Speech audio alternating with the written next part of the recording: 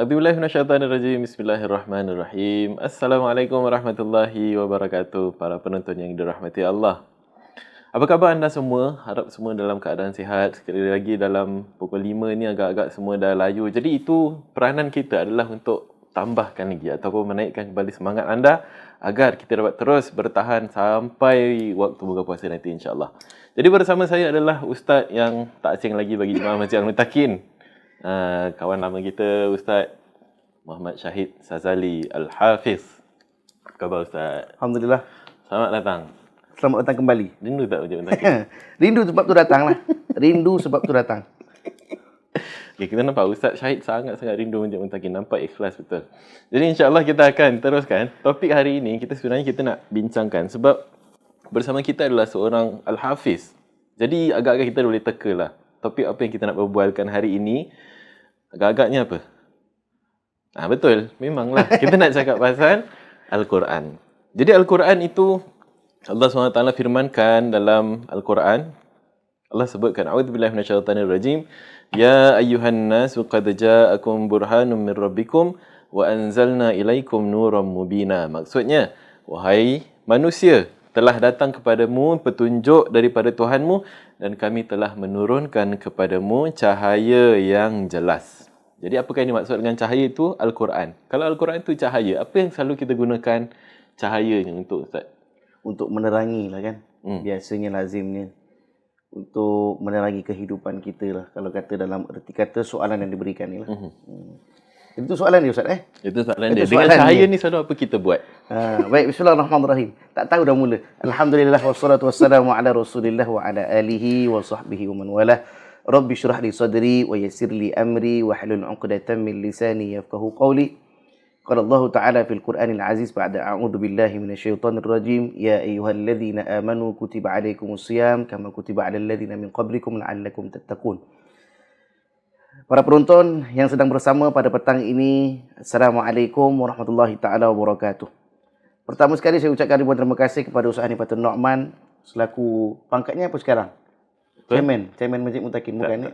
Belum lagi.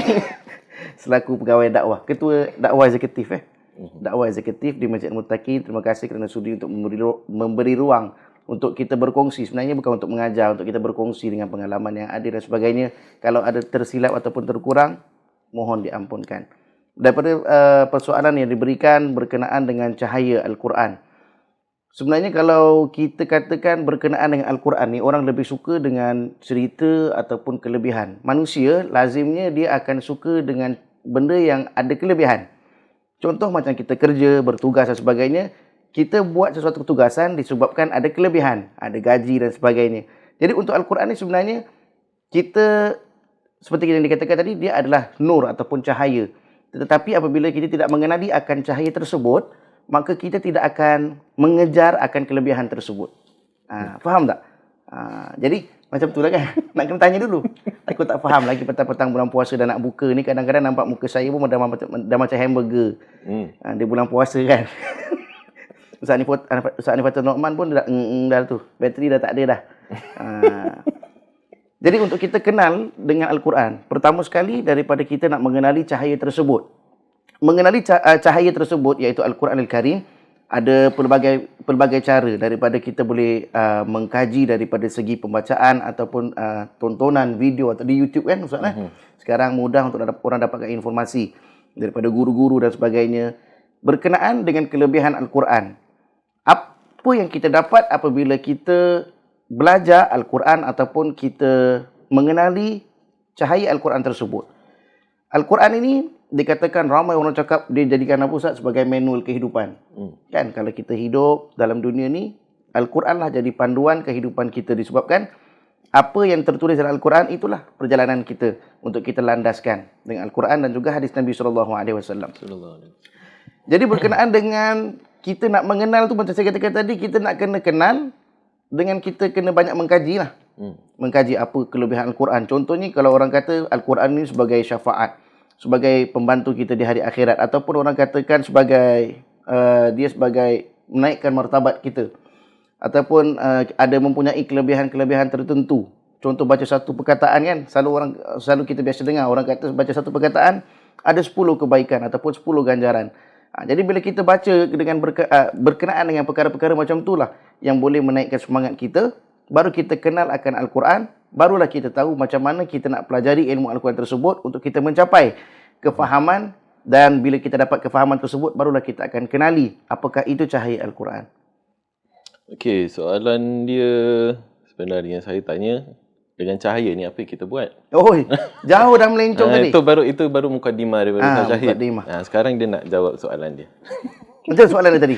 Dengan cahaya ni apa selalu kita buat? Selalu kalau kita ada cahaya, kita ada lampu. Selalu cahaya ni kita nampak dekat mana? Dekat lampu, dekat matahari. Apa fungsinya? Fungsinya adalah macam awal-awal tadi Ustaz sebut adalah untuk menerangi. Tapi macam mana Al-Quran ini kita boleh nampak dia sebagai cahaya tu?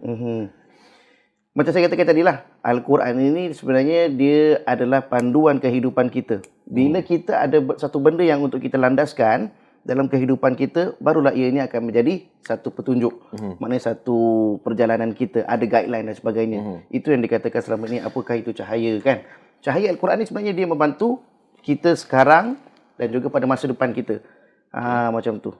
Okey, jadi Ustaz sebut tadi guideline. Guideline tu adalah panduan. Kalau kita boleh ertikan guideline ni ataupun panduan sebagai macam kita jalan dekat lorong yang gelap, kita suluh. Bila kita suluh tu baru kita nampak mana jalan yang betul. Jadi itu sebenarnya peranan Al-Quran, dan Allah sebutkan Al-Quran sebagai cahaya yang terang, adalah cahaya yang dapat menyuluh jalan hidayah bagi umat manusia menuju kepada Allah Subhanahu Wa Taala. Di samping itu juga banyak hadis yang lain Rasulullah sallallahu alaihi wasallam menyebutkan Quran juga boleh mampu memberi cahaya kepada kita bila kita dalam betul-betul kegelapan. Bila kita dalam kesusahan. Dalam kubur, Ustaz. Dalam kubur. Dia dalam kubur dalam kesusahan. Dalam kesusahan kadang-kadang betul. Kadang-kadang kita susah, kita bil lampu tak bayar, rumah kita kena potong elektrik, gelap. Tapi tu gelap yang sekejap lah. Kalau bayar balik boleh terang. Tapi gelap yang betul-betul yang kita harus takuti, yang kita bimbangkan, adalah gelap kita dalam kubur nanti. Jadi itu Al-Quran dapat memberi cahaya dalam kehidupan kita di dunia dan juga di akhirat, insya-Allah. Seterusnya kita nak tanya kepada Ustaz. Sekarang ni macam mana Al-Quran ni boleh bimbing kita dalam keadaan kita dalam wabak COVID dan sebagainya. Macam mana kita nak ambil panduan daripada Al-Quran untuk kita mengharungi kehidupan kita sehari-harian. Ini kalau ikutkan pencerahan dia memang sangat panjang lah. Kalau kita nak explain satu-satu. Panjang. Disebabkan COVID ataupun tidak COVID dan sebagainya. Ini penerangan yang sangat panjang. Mungkin sampai kita buka, saya masih lagi terangkan kat sini. Tapi tak apa. Sebenarnya Al-Quran ni, bila kita kata berkenaan dengan waktu COVID ataupun tidak, kan? Berkenaan dengan pembacaan Al-Quran. Sebenarnya, ujian yang Allah berikan ni bukan tertakluk dengan perkara yang tidak, orang kata plan. Mesti telah dituliskan oleh Allah SWT. Jadi benda ni, kadang-kadang orang kata bila kita ada masalah, kita kena baca Quran sebabnya dia akan berikan ketenangan dan sebagainya. Tapi memang betul. Nak sedikit cerita Ustaz, kita kan, kalau saya ada syarikat sendiri berkenaan dengan video production dan sebagainya. Jadi kat sebelah office saya ni, dia kira management office. Jadi kita pun buatlah recording kat studio kita kan. Tapi kat sebelah tu akan dengar, diorang akan dengar. Apa yang kita buat lah, kita menyanyi ke, mengaji ke apa. Sekali kemarin tu saya ada buat recording untuk pembacaan Al-Quran 30 juzuk. Ini yang 10 pagi ni? Bukan. Ini yang recording 30 juzuk. Okey. Untuk Ramadan, 30 juzuk kita buat kemarin. Jadi setiap pagi akan ada baca Quran. Jadi bila dah lama lah, tu dah ada time dah nak habis dah recording tu. Dah mungkin juzuk ke 28 ke 27 macam tu, tak ingat. Kita dapat jumpa dia. Saya keluar office pun dia keluar juga. Dia cakap, engkau sekarang ni busy lah. Aku dengar hari-hari ada recording. Sebabnya kalau kita recording selalu malam. Cuma ni klien kita nak pagi, okeylah kita ikutkan pagi. Jadi kata, kau recording apa tu nyanyi dia? Aku tak boleh dapat tahulah lagu apa yang kau nyanyi.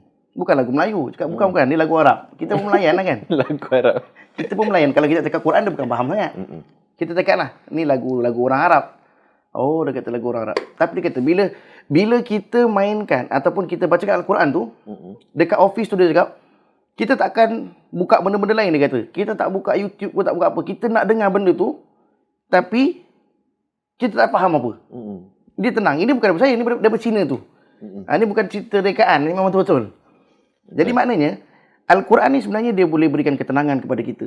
Kan? Walaupun orang yang mungkin tak faham Al-Quran dan sebagainya. Dan kalau kita tengok pun, ramai orang yang juga bermasalah dan sebagainya, dia akan cari Al-Quran untuk mencari ketenangan. Jadi untuk, tadi soalan COVID tadi, macam mana soalan dia tadi? Soalan dia, macam mana Al-Quran ni boleh bimbing kita dalam keadaan kita susah. Khususnya sekarang ni, macam mana kita dapat harungi dengan bimbingan Al-Quran, keluar daripada tempat ini, ataupun dari keadaan inilah.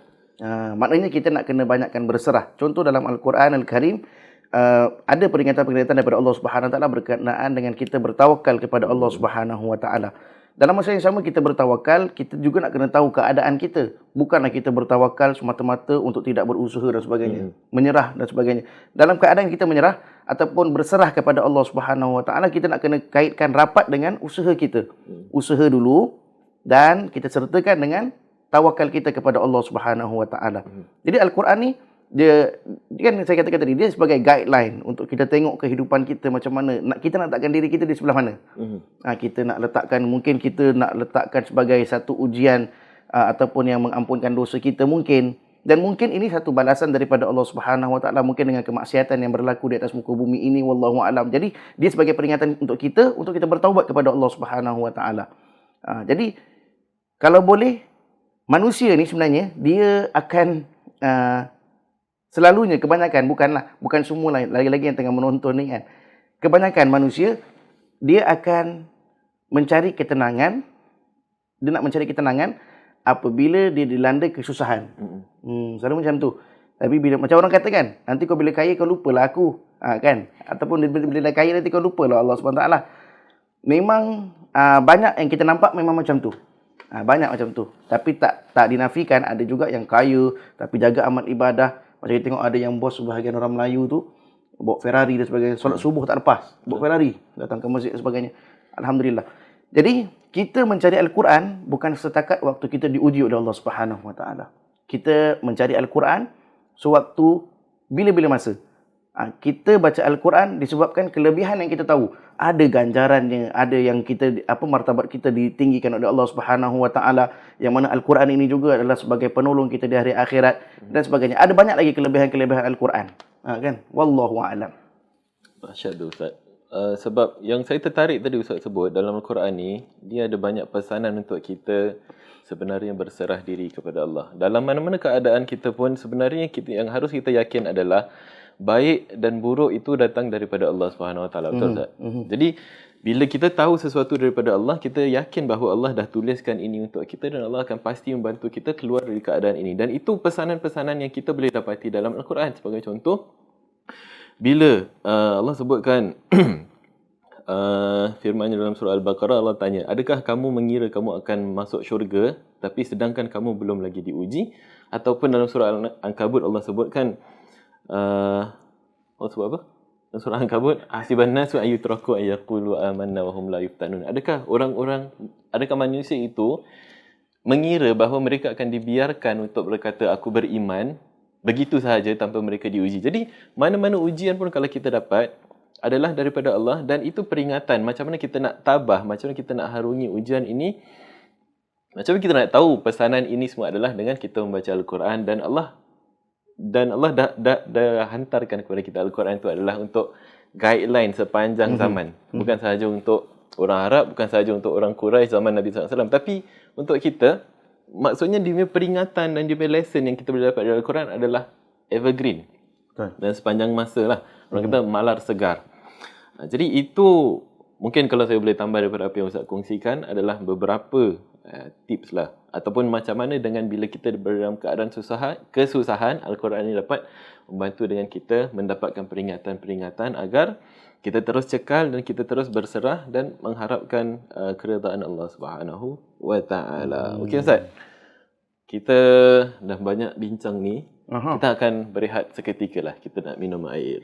Minum air? Tak. Kita berpuasa, tak boleh minum air. Jadi kita berehat seketika. InsyaAllah lepas kita berehat ni, kita akan sambungkan dengan beberapa lagi soalan agar para penonton yang dirahmati Allah semua dapat Dapat apa Ustaz? Menjamu selera secara rohani terlebih dahulu Betul. sebelum daripada segi jasmaninya. Betul. Okey, kita berehat seketika. Wassalamualaikum warahmatullahi wabarakatuh. Kita jumpa nanti lagi.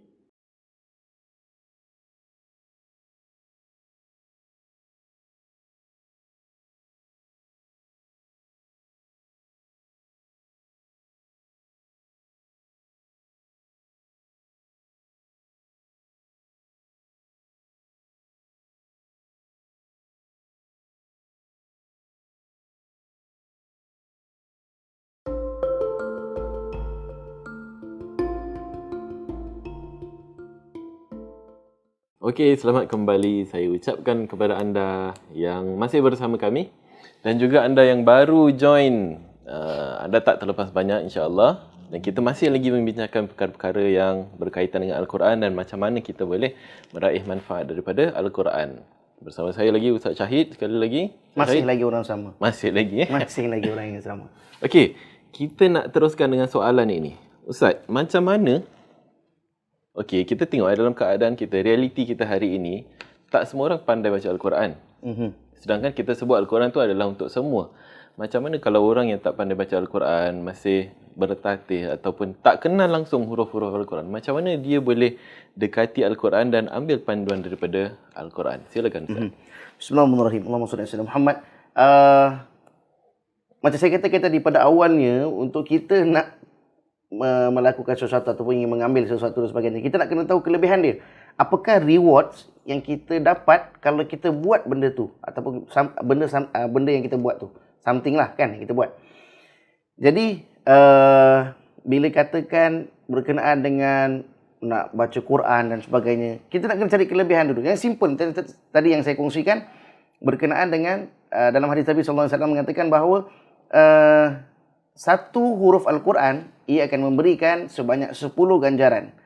10 ganjaran ni wallahu alam, kita pun tak boleh cakap apa bendakah apa yang diberikan. Dalam 10 ganjaran ni boleh jadikan mungkin satunya luas rezeki, berikan pasangan yang baik, yang keluarga yang bagus dan sebagainya. Dia boleh jadi 10 ganjaran yang bagus. Jadi tak tahu apakah yang dimaksudkan di sebalik itu, tapi akan ada 10 ganjaran. Kita buat satu benda, contohlah kita sapu lantai dekat rumah kita, kita akan dapat $10. Satu sampah. Bukan semua sampah. Satu sampah kita sapu dapat $10. Best tu Ustaz. Jadi siapa yang buang sampah tu, saya suruh buang sampah lagi. Tak adalah. Okey. Jadi bila banyak sampah tu, contoh ada 20 sampah, dia akan dapat $200. Jadi macam itulah. Kita nak kena tahu reward dia terlebih dahulu. Barulah kita akan bersungguh-sungguh. Lagipun kita nak kena cari kenapa kita nak kena suka dengan Al-Quran. Kerana itu mukjizat Nabi SAW. Jadi bila kalau kata Ustaz bulan Ramadan ni, kawan-kawan saya sekeliling saya semua pandai baca Quran, saya seorang tak pandai baca Quran. Ini adalah satu motivasi untuk anda. Jadikan ini sebagai langkah yang pertama. Dia memang paling berat. Kita nak buat adalah langkah yang pertama. Dalam lagu tu kan ada kan langkah demi langkah kan. Lagu apa?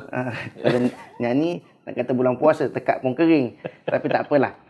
Okey, buat step by step. Maknanya kalau kita betul-betul nak berubah, kita nak kena fokus 100% untuk kita nak berubah ke jalan yang baik. Lepas tu, kita nak kena tengok cara-cara yang betul. Minta nasihat daripada orang tua, daripada pasangan, daripada ustaz-ustaz dan sebagainya. Kadang-kadang orang ni ada tersalah langkah. Dia nak berubah menjadi baik, tapi dia pandai-pandai sendiri Ustaz. Dia pandai-pandai, dia sangkakan apa yang difikirkan ni boleh. Sebenarnya salah, perjalanan dia tu salah. Jadi kita tak nak macam tu. Jadi kita nak kena cari sistem ataupun cara yang betul untuk kita menjadi baik. Tanyalah nasihat-nasihat daripada orang-orang tua, mak ayah kita ke, ataupun daripada ustaz-ustaz kan. Macam mana. Jadi kalau kita nak belajar Quran, kita nak kena tahu cara-cara dia. Macam mana? Kita nak kena belajar daripada mana? Takkan belajar mula daripada tafsir. Pening kepala. Baca pun tak tahu, nak belajar daripada tafsir. Ustaz, saya nampak tafsir ni senang sebabnya dia bahasa Melayu. Bukan. Kalau boleh baca Quran, kita baca yang Arab dia, bukan baca yang Melayu ni. Takkanlah. Kalau saya jadi imam, Allahu Akbar, dengan nama Allah yang Maha Pengasih, lagi Maha Penyayang. Saya tak akan baca bahasa Melayu. Kita akan baca bahasa Arab dia. Jadi, ikut cara ataupun step by step dengan langkah-langkah yang betul. Ingat. Dan kedua, jangan cuba untuk belajar sendirian. Ustaz, saya dapat satu apps ni, dia boleh ajar kita Quran. Apa yang bagus, kita boleh tahulah. Ada sedikit knowledge yang kita boleh tahu daripada apps-apps ni kan. Keduanya, Yang tak bagus dia ialah bila kita baca ataupun kita buat kesilapan dalam pembacaan kita, tak ada yang menegur. Betul. Unless lah kalau apps tu dia boleh dengar balik bacaan kita, tu bagus lah. Tapi tak ada, belum ada lagi kan? Belum. Belum ada lagi. Jadi mungkin Encik Mutakin boleh keluarkan apps macam tu lah. Yang reply, kita baca, yang salah, yang betulkan Ustaz Nockman. Ada yang kata Nockman, okey lah. Jadi, jangan gugurkan semangat. Oh, kawan-kawan saya semua boleh baca, saya tak boleh baca, dah saya tak nak baca Quran terus. Tak boleh macam tu. Paling kurang pun kita boleh buat untuk kita dengar Quran. Kan, kita dengar pembacaan pun dapat pahala. Kita baca Al-Quran dapat pahala, dengar pun akan dapat pahala. Jadi bila kita dah ada semangat macam tu, nak kena teruskan dengan perjalanan yang betul. Jangan gugurkan ataupun jangan kita tanamkan benda tu disebabkan kita tak pandai. Terus tak nak belajar kerana kita tak tahu apa-apa. Minta pertolongan daripada Allah Subhanahu Wa Taala, usaha, dan jangan lupa untuk tawakal kepada Allah Subhanahu Wa Taala. Wallahu a'lam. Terima kasih Ustaz atas pencerahan ataupun perkongsian beberapa step atau beberapa tips untuk macam mana kita boleh dekati dengan Al-Quran. Yang Ustaz sebutkan tadi adalah pertama kita belajar step by step. Jangan kita terus lompat ataupun mula dengan sesuatu yang advance lah sedangkan kita belum ada asasnya.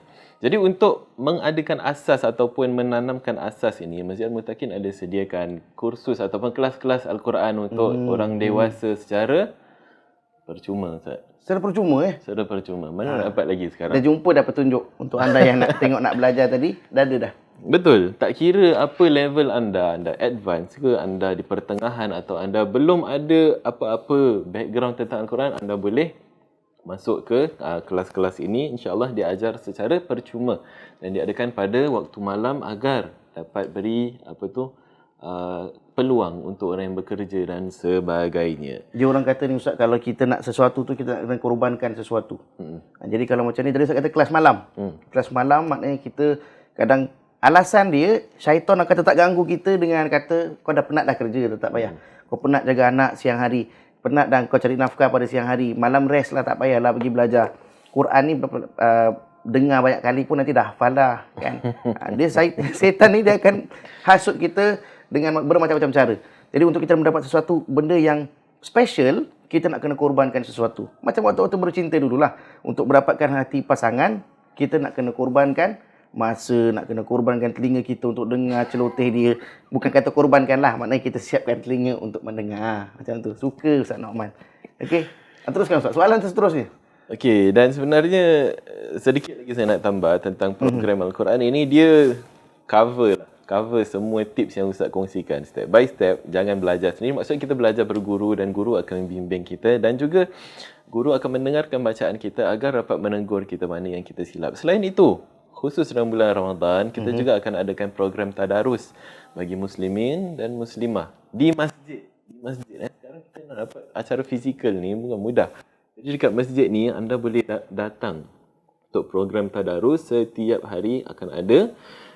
Pukul berapa ataupun butirannya macam mana, dia boleh datang. 25 muslimin dan 25 muslimah terhad kepada booking dan anda boleh datang dari jam 6 sehingga jam 7 setiap hari. Akan diberikan kelas-kelas yang khusus bagi anda yang ingin turut serta dalam tadarus dan juga pembacaan Al-Quran dalam bulan Ramadan ini. Tapi untuk yang tak pandai baca boleh juga join Ustaz? Boleh, tadarus? insya-Allah.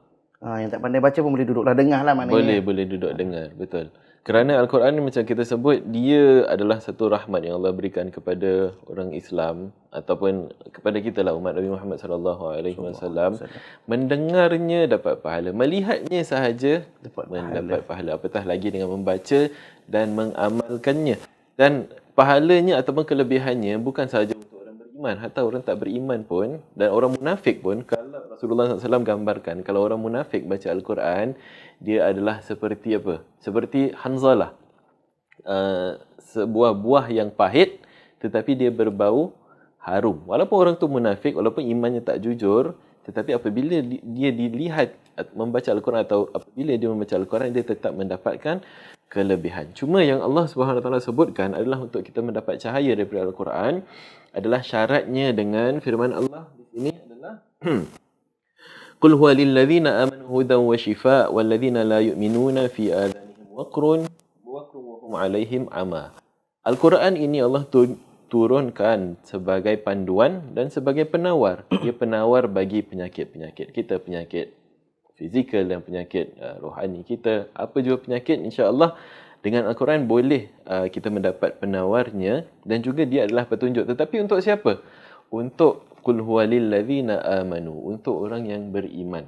Orang beriman sahaja akan mendapatkan the full potential atau unlock the full potential of Al-Quran dan mendapatkan manfaat yang sepenuhnya daripada Al-Quran. Tapi orang yang tak beriman akan mendapatkan manfaat daripada Al-Quran juga, tetapi bukan manfaat yang penuh lah. Macam kita tengok mana-mana kalau kita subscribe free ataupun kita subscribe yang bayar punya, dia punya benefit dia kita dapat berbeza. Limited. Betul. Kalau kita ambil package anda jom sembang sebagainya, ada yang package murah kita dapat sikit, package yang mahal kita dapat lebih lagi. Begitulah juga terhadap Al-Quran. Sekarang Macam tak ada soalan dah. Dia memang berpuasa memang macam tu, Ustaz. okey, satu lagi soalan. Sebenarnya saya nak tanya Ustaz. Ini soalan last lah sebagai penutup dan Sebagai penutup, akhirnya.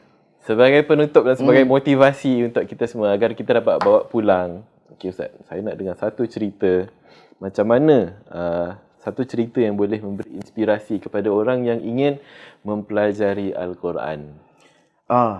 Okey, bismillahirrahmanirrahim. Untuk motivasi berkenaan dengan orang-orang yang ingin mempelajari ilmu Al-Quran, macam tadi saya katakan, saya ulang dah kali ketiga ke kali keempat dah ni, untuk kita mendapatkan, mengenali akan kelebihan daripada Al-Quran tersebut. Saya ada satu cerita berkenaan dengan orang yang baru mula hafal Quran seketika umur dia 51 tahun, Ustaz. Dekat Singapura ni, orang ni masih ada lagi. Dia bertugas sebagai pegawai LTA. Tapi dia mula untuk hafal Quran dalam umur 51 tahun. Dan dia khatamkan Al-Quran dia daripada segi hafalan. Ni bukan baca tengok je. Ni siap menghafal lagi, Ustaz. Lebih kurang umur 56 tahun. Maknanya ambil masa dalam 5 tahun macam tu. Dia dapat hafal Al-Quran. Dia bersungguh-sungguh. Dalam kata orang Arab ni, manjadda wajada. Siapa yang bersungguh-sungguh, dia akan mendapatlah. Dia akan dapatlah benda yang dia usahakan. Jadi untuk kita, kadang bila kita dah dapat suatu petunjuk, bila kita dah dapat petunjuk kan, dia kira kata kita ambil perkara yang senang orang faham lah. Kita tak suka semayang. Kan? Kadang-kadang bila kita suruh solat ni, kita malas. Berat lah. Dia memang berat. Memang setan kan.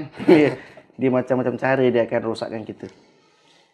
Jadi bila kita tak solat, kita akan buat macam tu je lah. Tapi bila satu masa nanti, kita tahu sebenarnya solat ni dituntut oleh Allah Subhanahu Wa Taala. Jadi bila sampai satu masa tu, tak boleh lah, aku tak selesa dan aku rimas. Aku nak kena taubat kepada Allah Subhanahu Wa Taala. Maknanya itu Allah dah datangkan petunjuk kepada kita. Sama macam Al-Quran lah. Sekarang macam kita dah pressure. Macam orang lain sudah baca Quran, dah pandai baca Quran sekarang.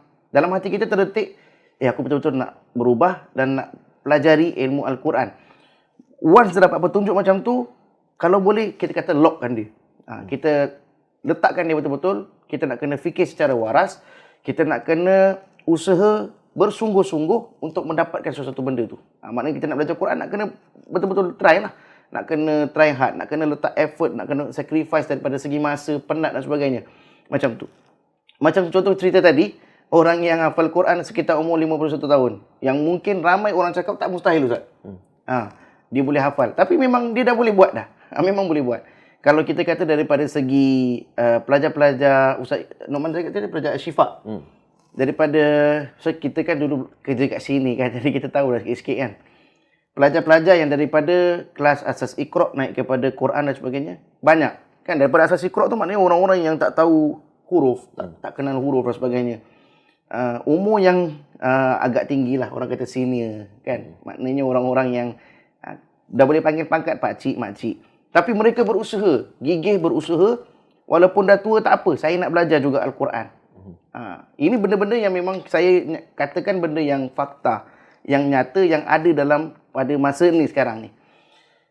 Jadi, diorang pun dah naik kelas Al-Quran. Ratusan juga kan pelajar-pelajar yang asas Iqra'. Betul. Ramai. Yang diorang usaha, boleh belajar Iqra'.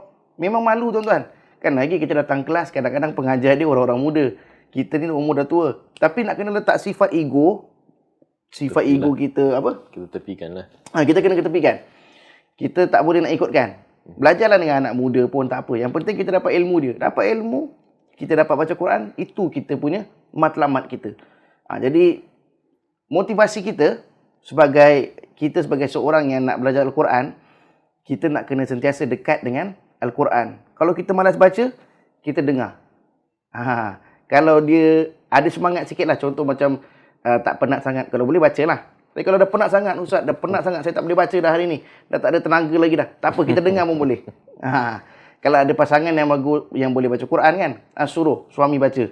Kita dengar pun tak apa dah. Suami penat, isteri baca. Tapi kalau dua-dua penat, bukalah YouTube dengan sama-sama. Macam tu. Jadi nak kena sentiasa berusaha untuk mendapatkan apa yang kita mahukan. Lagi-lagi ni Al-Quran lah. Memang banyak kelebihan dia, banyak manfaat, fadilat dan sebagainya.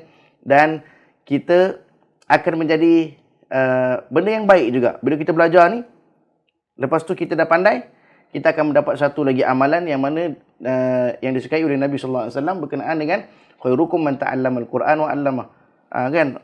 Bila kita dah pandai baca Quran, kita mengajarkan kepada orang lain pula. Lepas tu kita pun dapat pahala lagi dalam segi kita mengongsikan ilmu kita kepada orang lain. Macam tu. Jadi kita akan berterusan. Boleh ajar anak-anak, boleh ajar cucu dan sebagainya.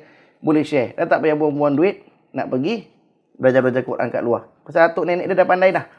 Belajar dengan atuk nenek. Lepas tu belajar dengan mak ayah macam tu. Jadi saya doakan mudah-mudahan para penonton semua diberikan kemudahan untuk sentiasa mempelajari ilmu Al-Quran.